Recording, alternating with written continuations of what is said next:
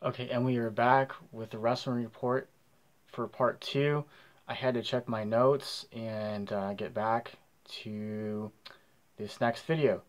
So, the top story in this video is we're going to review Raw and Smackdown. Then we're going to talk a little bit about what else is going on in the world of professional wrestling and what your opinions are as far as who's going to be coming out winners and losers at Wrestlemania this year. And then we also are going to be reporting a little bit more about the Brock Lesnar situation, John Cena's availability as far as WrestleMania, and a few other people who might be showing up to WrestleMania. Okay, so we're going to be getting into Raw. I thought Raw this week was really good, honestly, for a show that was just kind of random.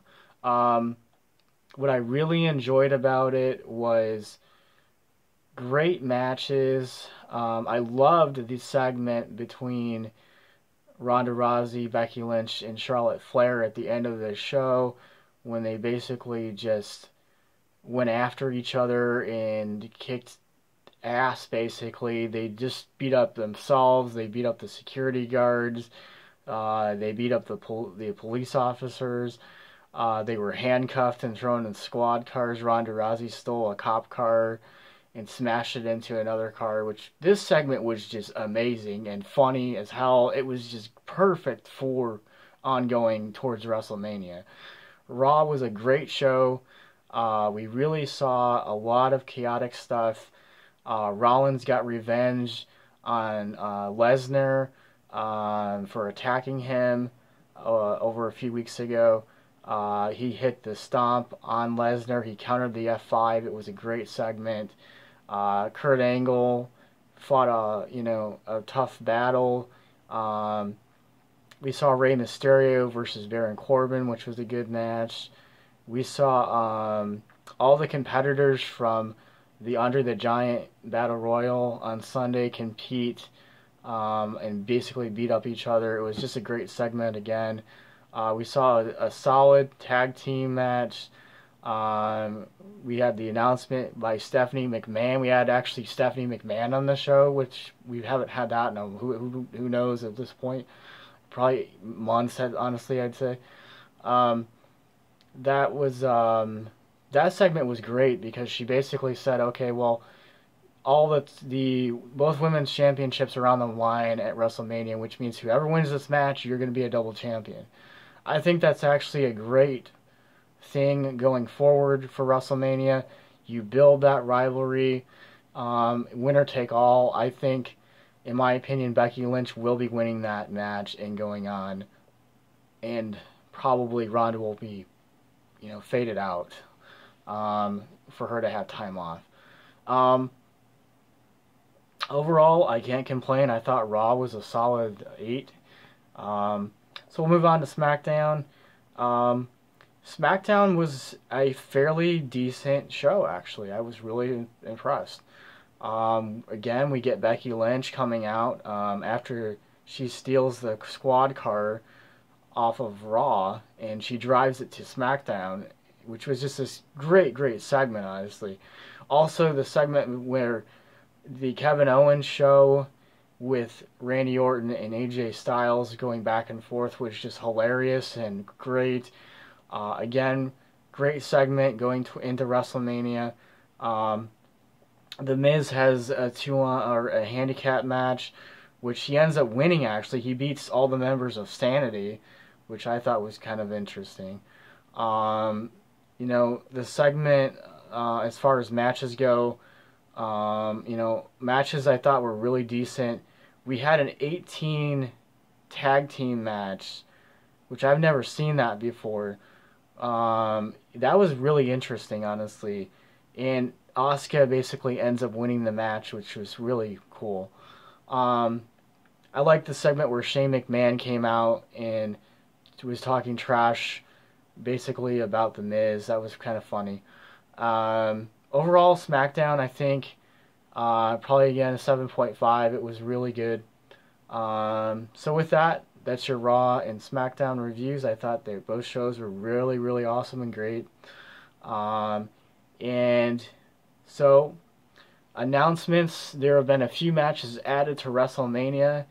The first one is the Raw Tag Team Championship match, where the Revival will be defending the championships against Zack Ryder, woo woo woo, and the only superstar in WWE history to be on the biggest losing streak in history, which is probably going on almost 300 losses, I think, at this point. And that's Kurt Hawkins, his tag team partner. Which those guys are from New York, New Jersey. It makes total sense for them to get this opportunity because, again, the Revival have beaten everybody else on the Raw roster. Why not give it to these guys? Let them compete in their hometown. See what happens. Why not? Another match that was recently added was the Smackdown Tag Team Championship match. Between the Usos, Shinsuke Nakamura, Rusev, and The Bar, which I could see that match going either way. My opinion, honestly, is I would probably pick Sheamus and Cesaro in that match. They've been a tag team a lot longer than Nakamura and Rusev, or the other choice, obviously, is the Usos. But I would think that WWE would want to put those titles on Sheamus and Cesaro going into the next pay-per-view to have some type of a rivalry. Maybe against the New Day, maybe the Usos. It just depends on what they want to do. No Hardys, though, which I'm not understanding why they're not really involved in that, but it's their decision. But I still would have rather seen the Hardys in that match against the Usos. That would have been I think that would have been a much better match, but, hey, oh, whatever.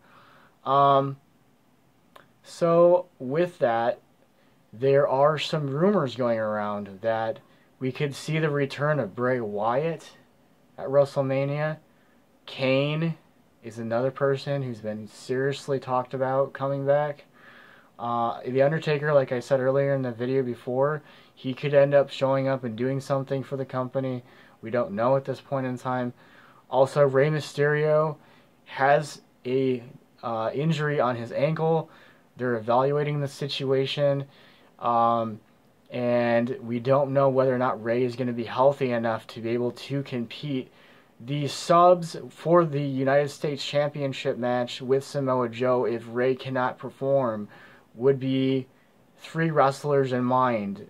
Kevin Owens, Sami Zayn, or possibly Jeff Hardy. Now, honestly, I think if Rey cannot perform, I would say Kevin Owens would make total sense because he's been United States Champion before. Obviously, Jeff Hardy has as well. But I would think that they probably want Kevin Owens to have a match at WrestleMania. Kevin Owens or Sami Zayn probably would be more feasible in this point. But we'll just have to see what happens. Okay,